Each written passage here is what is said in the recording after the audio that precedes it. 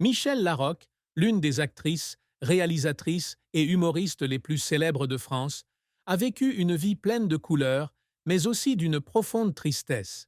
Née le 15 juin 1960 à Nice, dans une famille d'origine franco-roumaine, elle a surmonté de rudes épreuves pour devenir une icône du cinéma et du théâtre. Cependant, derrière le sourire éclatant à l'écran, se cachent des blessures émotionnelles qu'elle porte avec elle tout au long de sa vie. La plus grande tristesse de Michel fut probablement le terrible accident de voiture survenu en 1979, alors qu'elle n'avait que 19 ans. Avec sa meilleure amie, elle a été gravement blessée, son fémur étant brisé en 18 morceaux, ce qui a entraîné 2 ans d'hôpital, un long coma et des mois de rééducation. L'accident lui a non seulement causé des blessures physiques, mais lui a également laissé un profond traumatisme psychologique, l'obligeant à affronter la peur de la mort et un sentiment d'impuissance. Michel a un jour partagé que pendant ses jours à l'hôpital, elle pleurait souvent en silence, non pas à cause de la douleur physique, mais à cause du sentiment que sa vie aurait pu se terminer avant même d'avoir vraiment commencé. Cette tristesse s'est encore aggravée lorsque son ami proche, également victime de l'accident, a subi des séquelles similaires, et Michel s'est toujours senti en partie responsable d'être dans cette voiture fatidique. Même si elle a surmonté cet échec pour construire une brillante carrière, le souvenir de l'accident et des mois de lutte pour reprendre sa vie en main reste une ombre qui ne la quitte jamais. La carrière de Michel Larocque est un parcours de plus de 3 décennies, jalonné de succès retentissants mêlés à des défis constants. Après l'accident, elle décide d'abandonner ses études d'économie et d'anglais pour se consacrer à sa passion pour le théâtre. Un choix audacieux, motivé par la prise de conscience que la vie est trop courte pour ne pas la vivre pleinement. Elle débute par de petits rôles dans des publicités, notamment une publicité pour la marque alimentaire Marie, réalisée par Patrice Lecomte en 1989. Cette publicité lui ouvre la voie pour jouer un second rôle dans le film Le mari de la coiffeuse, 1990, du même réalisateur, marquant un tournant dans sa carrière. Michel se fait rapidement remarquer avec son rôle dans La Crise, 1992, comédie qui la révèle au grand public, puis celui de la Dame Guindée dans Pédale douce, 1996, qui lui vaut une nomination au César du meilleur second rôle féminin en 1997. Elle continue de briller dans des succès comme Ma vie en rose, 1997, The Closet, 1001, et Comme t'y es belle, 2006, avec plus de 60 rôles au cinéma et à la télévision depuis 1988. En plus d'être comédienne, Michel s'est également essayée à la réalisation, en lançant son premier film brillantissime, 2018, où elle a à la fois joué et écrit le scénario, puis Chacun chez soi, 2021, et alors On danse, 2022. Ces films, même s'ils n'ont pas tous été acclamés par la critique, ont démontré sa polyvalence et son courage à explorer de nouveaux domaines.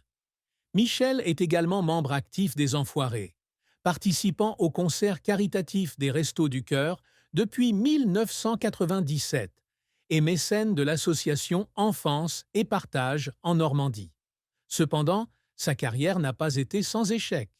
Dans les années 2000, elle tente de conquérir Hollywood, mais échoue, ce qui l'a conduit à rentrer en France déçue.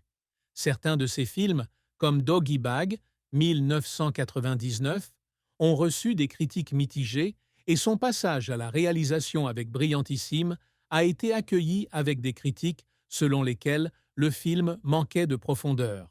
Ces pressions ont fait pleurer Michel à de nombreuses reprises, notamment lors de la préparation de son rôle dans Oscar et La Dame Rose, 2009, où elle incarnait une femme aux prises avec la maladie d'un enfant. Elle a passé des semaines à faire des recherches sur le rôle, jusqu'à l'épuisement, et à pleurer dans la loge parce qu'elle avait le sentiment de ne pas pouvoir transmettre pleinement les émotions du personnage. Une autre fois, après avoir été critiquée pour son jeu d'acteur trop comique dans un drame, Michel pleurait seule dans sa voiture, se demandant si elle était vraiment faite pour ce métier.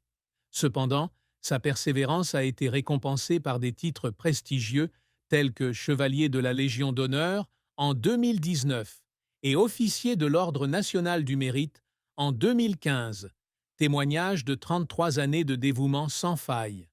Une triste fin dans la vie de Michel Larocque a été la rupture de sa relation de longue date avec l'homme politique François Baroin début 2023. Après 15 ans ensemble, depuis l'été 2008, le couple était autrefois considéré comme l'un des symboles de l'amour durable dans le monde du divertissement et de la politique français. La rupture, bien qu'amiable, a laissé un immense vide dans le cœur de Michel. Elle a un jour partagé que François était celui qui apportait stabilité et joie à sa vie, surtout après des années tumultueuses.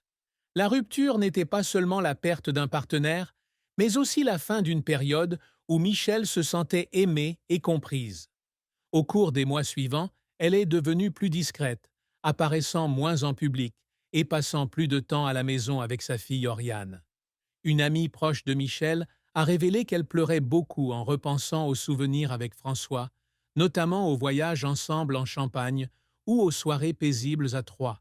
Cette fin, bien que n'étant pas la fin de sa vie, est un rappel douloureux que même les relations les plus solides peuvent s'effondrer, laissant des cicatrices qui ne guérissent pas facilement.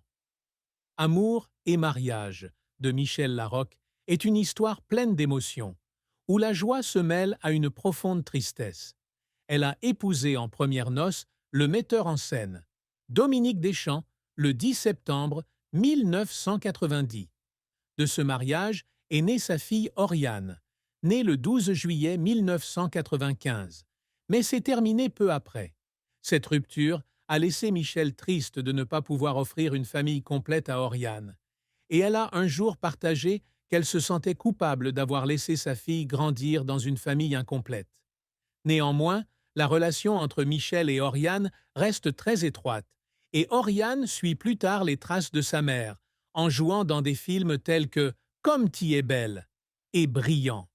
Après son premier mariage, Michel entame en 2008 une relation avec François Baroin, un homme qu'elle décrit comme le pilier de sa vie. Cette relation lui a apporté beaucoup de bonheur, mais a également été source de défis, notamment lorsqu'elle a été critiquée pour son exil fiscal à Las Vegas de 2005 à 2010. La décision de rentrer en France en 2010, lorsque François est devenu ministre du Budget sous François Fillon, visait en partie à protéger leur réputation, mais exposait également Michel au ragot public. La rupture avec François en 2023 a été un choc énorme, et Michel a dit un jour qu'elle craignait de ne plus jamais retrouver quelqu'un qui la comprenne ainsi. La tristesse amoureuse de Michel ne vient pas seulement des chagrins d'amour, mais aussi de sa sensibilité à la fragilité des relations, qui lui fait toujours chérir, mais aussi toujours craindre de perdre les personnes qu'elle aime. Le secret que Michel Larocque a gardé caché pendant de nombreuses années était son combat contre les conséquences psychologiques de l'accident de 1979.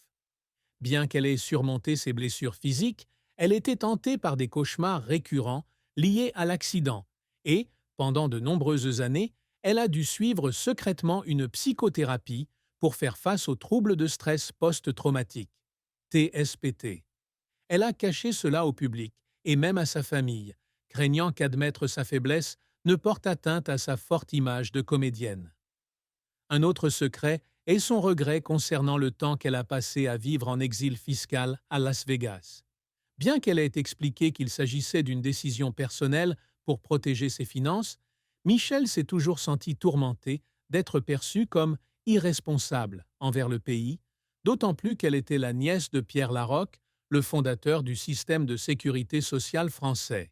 Ces secrets, bien que jamais rendus publics, ont façonné la façon dont Michel abordait la vie, la rendant à la fois résiliente à l'écran et vulnérable dans la vraie vie.